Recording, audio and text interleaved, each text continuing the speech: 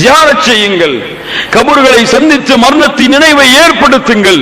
இதே நிலையில்தான், இதே மண்ணாலான குழியில்தான், இதே கபர் குழியில் தான் நானும் அடக்கப்பட போகிறேன் என்ற எண்ணத்தை உள்ளத்திலே யார் சுமக்கிறானோ, யார் அதன் மீது அதனோடு வாழ்வை தொடர்பு கொள்கிறானோ, அதற்காக இந்த உலகத்திலே நன்மைகளை தேடுகிறானோ, பாவங்கள் இருந்து விடுபடுகிறானோ, இவனுக்கும் அல்லாஹ் ரப்புல் ஆலமீன் பாவங்கள் இருந்து விடுபடக்கூடிய வாய்ப்பை கொடுப்பான். அதற்கு பிறகு நாளை மறுமையின் அல்லாஹ்விற்கு முன்னால் நிற்கக்கூடிய நிலையை பயப்படுதல்.